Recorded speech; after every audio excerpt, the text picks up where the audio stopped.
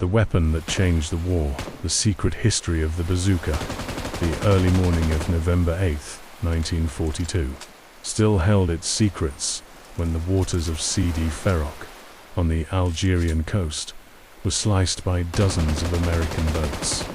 Among the drenched young soldiers landing in Operation Torch, there was something that nobody fully understood. Long, mysterious boxes sealed with confidential warnings. They sent us to war with weapons we didn't even know, Sergeant Frank Derrick would recall years later. Strange metal tubes that they said could stop tanks. We just laughed. How could a tube stop a 30-ton machine? As the boxes were opened on the beach under enemy fire, the soldiers' eyes widened. Metal tubes, rudimentary sights, small rockets, with no time for training. The instructions were simple: point at the tank and pull the trigger. What those men didn't know was that they held the future of war in their hands, an invention that would forever change the balance of power on the battlefields. A simple tube that would return hope to the infantry. And you. Can you imagine what it would be like to hold in your hands a weapon you had never seen before, while enemy tanks advanced toward you? That mysterious object would soon earn a fond nickname, Bazooka, and rewrite the rules of modern combat. Aberdeen, Maryland, 6 months before, Lieutenant Edward Ewell, a 24-year-old engineer with a boyish face, rummages through a military scrapyard. The war in Europe is going badly. German tanks are advancing relentlessly, while Allied infantry can only watch helplessly. We needed something that a man could carry and still take down a tank, Ewell would explain decades later, his voice trembling with emotion. But how? In a dusty corner of the warehouse, a discarded steel tube catches your attention. In the grease-stained hands of the young lieutenant, an absurd idea is born: a portable rocket launcher. For weeks, Ewell works tirelessly. His laboratory is improvised.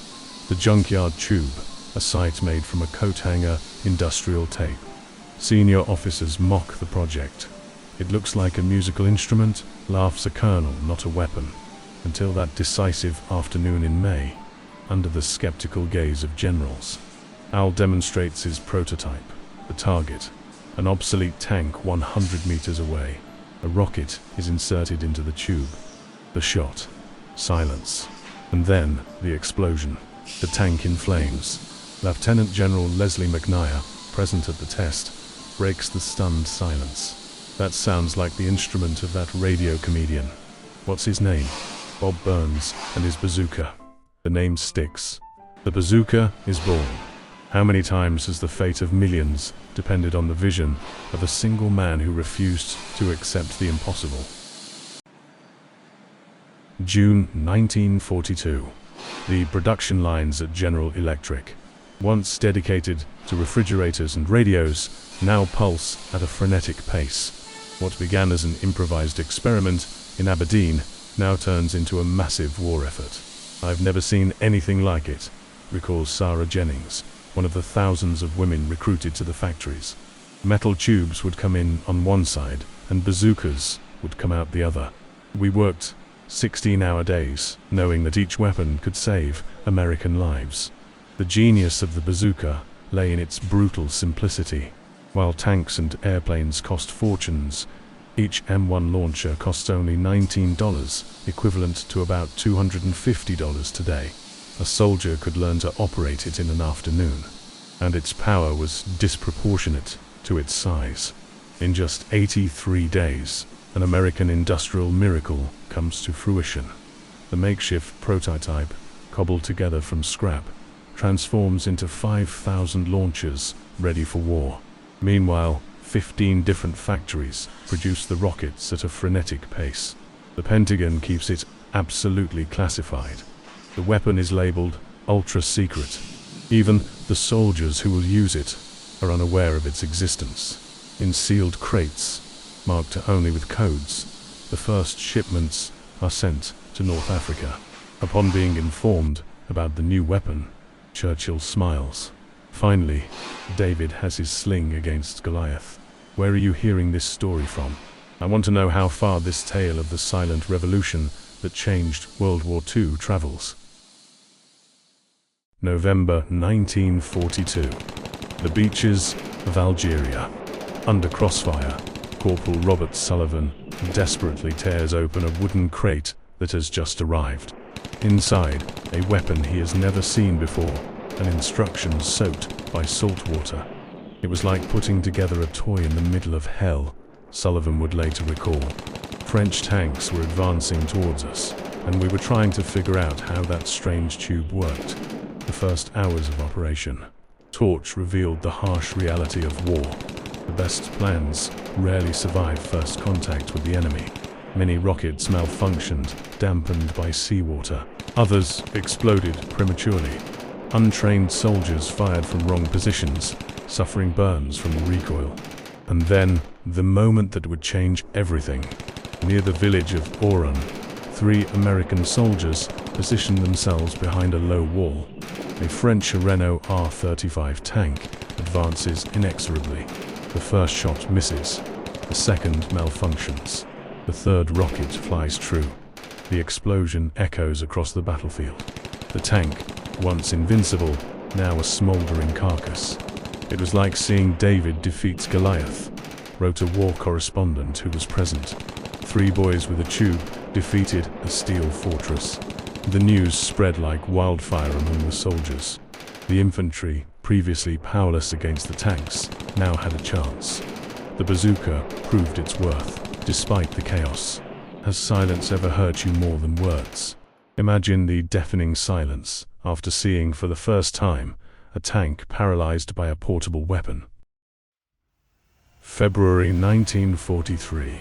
The Kasserine Pass in Tunisia. The worst American defeat in the war to that point. Amid the chaos of the retreat, something precious was left behind. 3 intact bazookas fell into German hands. When we saw those American weapons being loaded onto German trucks, we knew it was only a matter of time, recalled Lieutenant James Harrington. The secret had been revealed. In just 2 weeks, the captured bazookas reached Berlin. Albert Speer, Hitler's Minister of Armaments, convened an urgent meeting.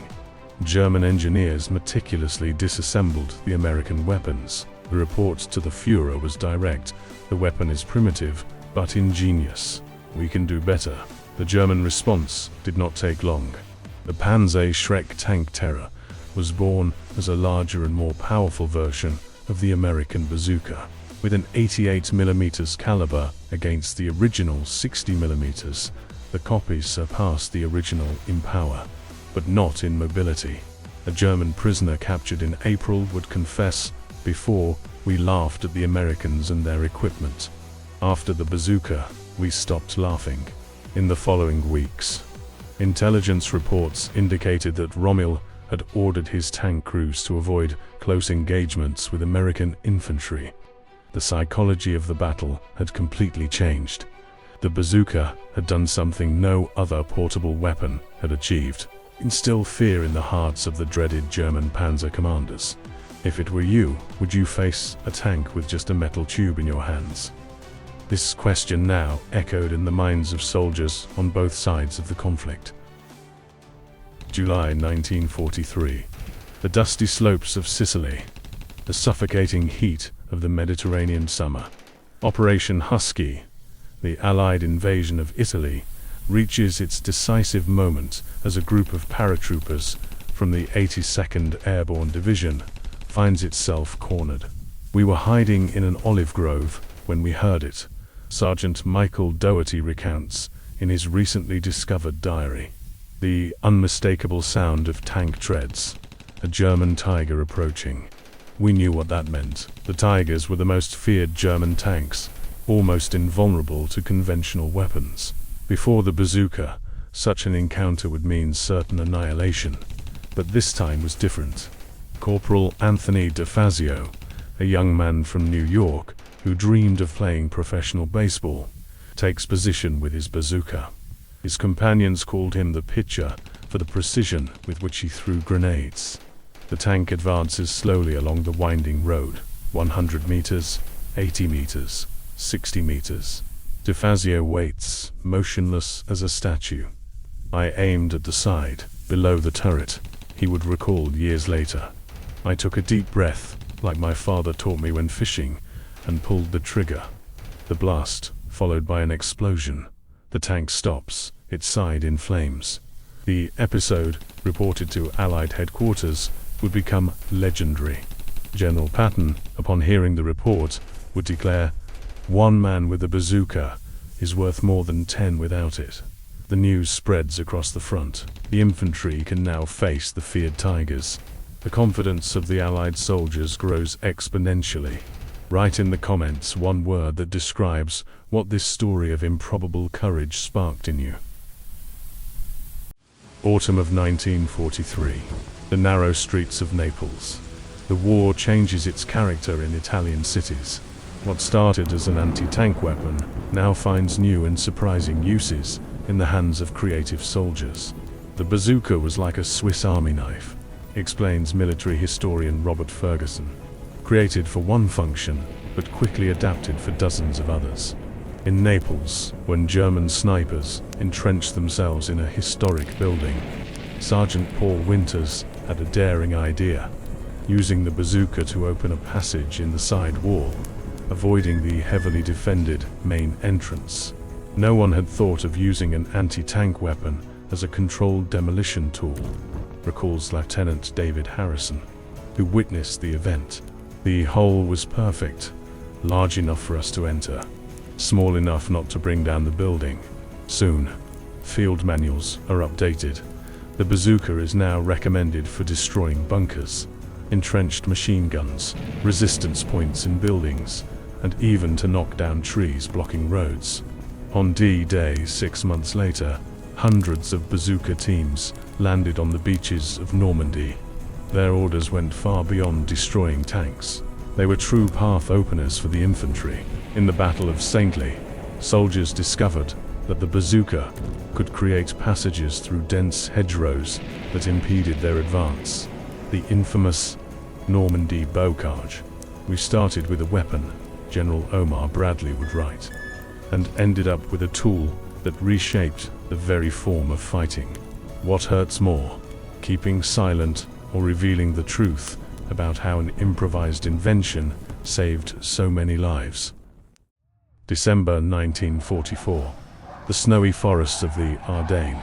The last desperate German attack, the Battle of the Bulge, surprises the Allied forces. The winter is the coldest in decades, and with it, an unexpected problem arises.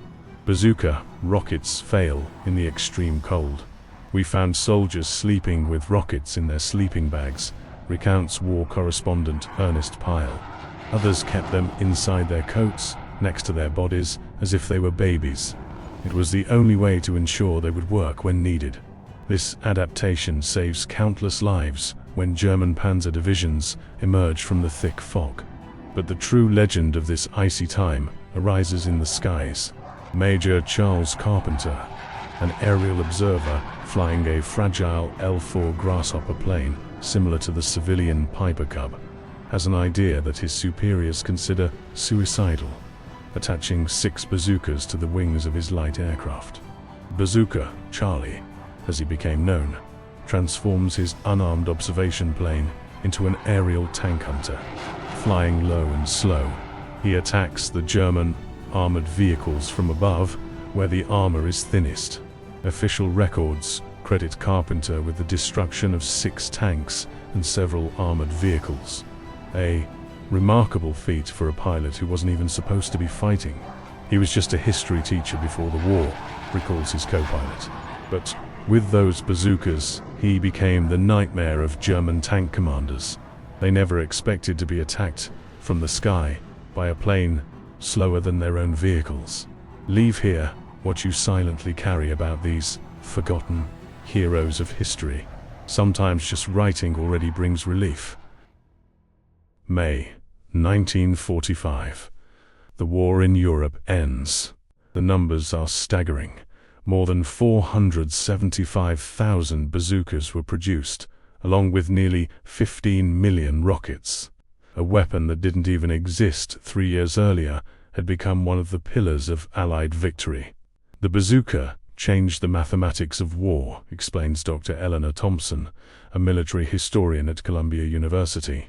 Before it took dozens of soldiers, heavy artillery, or airstrikes to stop a tank. Afterwards, just 2 men with a tube. Field reports estimated that bazookas destroyed over 2,000 German tanks during the conflict. But its psychological impact was even greater. Captured. Nazi documents reveal specific orders for tanks to avoid close engagements with American infantry. The bazooka did more than destroy armor. General Eisenhower would write in his memoirs, "It gave hope back to the infantry." And in war, hope is as important as ammunition. In factories across the US, production lines are being shut down. Women who had become masters of arms manufacturing returned to household tasks. The secret that helped win the war gradually fades from public memory. Recently, declassified documents revealed that Hitler had personally ordered studies on how to counter the American miracle weapon, a surprising acknowledgement of the bazooka's impact. German strategist Friedrich von Mellenthin would be categorical in his post-war assessment. The Blitzkrieg died the moment the infantryman gained the power to stop a tank. Share your city in the comments. Let's see how far this story of innovation and courage echoes. The story of the bazooka is much more than the chronicle of a weapon. It is a testament to the American spirit that changed the course of World War II, and, with it, the history of mankind. What really sets the bazooka apart isn't its technology, which was simple, reflects historian Stephen Ambrose in an unpublished interview before his death. It's that it perfectly embodies the American spirit, improvisation, pragmatism, and mass production. Born not in sophisticated laboratories, but in the greasy hands of a young lieutenant. Built not with exotic materials, but with common pipes and basic components. Designed not by a solitary genius, but perfected by thousands of anonymous workers on assembly lines. The bazooka represented a democratization of war. The power that once belonged only to large machines and armies was now in the hands of ordinary soldiers, an equalizer on the battlefield. Today, 8 decades later, its impact echoes silently. Every modern anti-tank weapon, from the Soviet RPG to contemporary guided systems, owes its legacy to that improvised tube in Aberdeen. Edward All, the creator of the bazooka, never patented his invention. He never got rich from it. When asked about this years later, his response was simple: "It was for my country, not for me." The tube that started as a joke and ended up changing the war reminds us of a timeless truth. The greatest revolutions are rarely recognized at the moment they happen. Sometimes we need to look back to understand how the future was forged. If you know someone who loves military history or innovation, share this video. And if real stories like this one speak to you as well, subscribe to the channel. Want a part 2 about other revolutionary weapons? Comment, "I want part 2."